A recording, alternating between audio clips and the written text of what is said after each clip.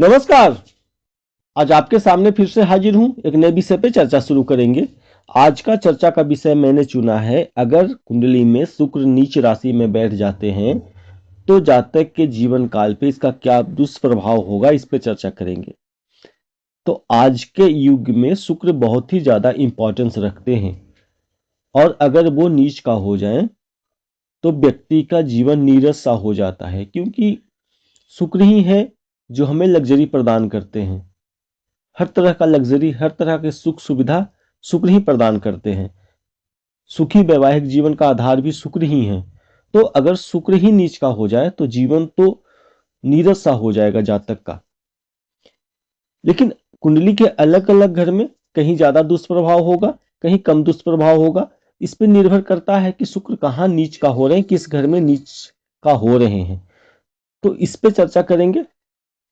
अब मान लेते हैं कि ये कुंडली का फॉर्मेट मैंने लिया है और ये कुंडली का पहला घर होता है फर्स्ट हाउस और ये लगन का घर होता है। लेकिन यहाँ पे आपके लगन के अनुसार कोई भी नंबर लिखा हो सकता है, 1 से लेकर 12 तक। तो शुक्र नीच का होते हैं, कन्या राशि में शुक्र नीच का हो जाते हैं। अब अगर शुक्र लगन में ही नीच का हो रहे हैं तो क्या प्रभाव देंगे, इस पे चर्चा करेंगे।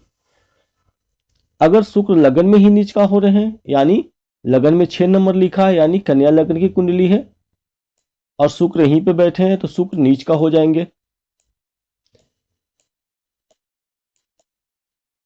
तो इस पे क्या दुष्प्रभाव होगा, तो सबसे पहले जातक का पर्सनालिटी उतना डेवलप नहीं होगा, जातक का कॉन्फिडेंस उतना अच्छा नहीं होता है, जातक का कम्युनिकेशन स्किल अच्छा नहीं होगा।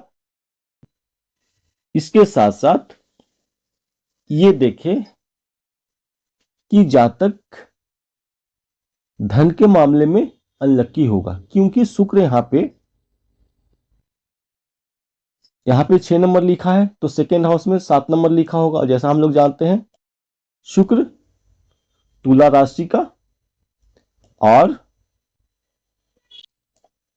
वृषभ राशि का लॉर्ड होते हैं। तो 7 number, 8 number, 9 number, 10 number, 11 number, 12 number, 1 number, 2 number, 3 number, 4 number और 5 नंबर।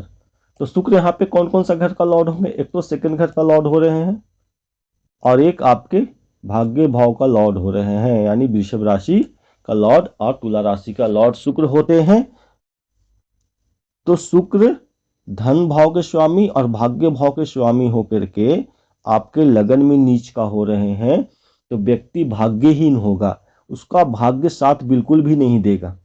ठीक है, क्योंकि सेकंड लॉर्ड यानी आपके भाग्य से भी शुक्र है और नीच का हो रहे हैं और लगन में नीच का हो रहे हैं, तो जातक भाग्य के मामले में बहुत ही ज्यादा अनलक्की रहने वाला है। उसको छोटी छोटी काम को पूरा करने के लिए बहुत ज्यादा एफर्ट लगाना पड़ेगा। उसके साथ साथ पिता से भी तनाव रहेगा और ये धन भाव का स्वामी है, यानी 7 नंबर यहाँ पे लिखा है और ये आपके धन भाव होता है। सेकंड हाउस जो होता है कुंडली का वो धन का भाव होता है, उसके साथ वाणी का भाव होता है और आपके कुटुंब का भाव होता है। तो व्यक्ति का, जैसा मैंने बोला, कम्युनिकेशन स्किल यानी वाणी भी अच्छा नहीं रहेगा, उसका वाणी के कारण उससे कुटुंब भी उससे नाराज सा रहेंगे और धन के मामले भी अनलकी रहने वाला है। जातक कितना भी एफर्ट लगा ले, जातक के पास प्रचुर मात्रा में धन अर्न नहीं कर पाएगा। उसके पास पैटर्नल प्रॉपर्टी भी अगर है तो उसको भी मिलने में उनको परेशानी होगी। जातक को विदेश गमन में भी परेशानी आने वाला है।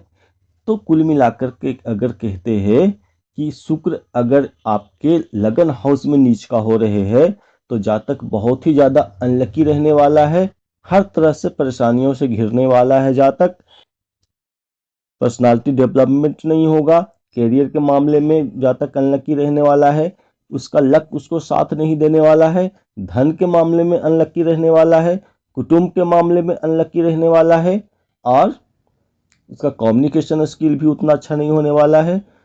तो कह सकते हैं अगर शुक्र लगन भाव में नीच का हो रहे हैं तो ये बहुत ही ज़्यादा खराब है कुंडली के लिए, जातक के लिए। अगली कुंडली में मैं बताऊंगा अगर धन भाव में यहाँ पे इस सेकेंड हाउस में अगर शुक्र नीच का हो रहे हैं तो क्या फल देगा, कल इस पे चर्चा करेंगे। आज इतना ही। मेरे चैनल को सब्सक्राइब कर लीजिए, वीडियो को लाइक कीजिए। धन्यवाद।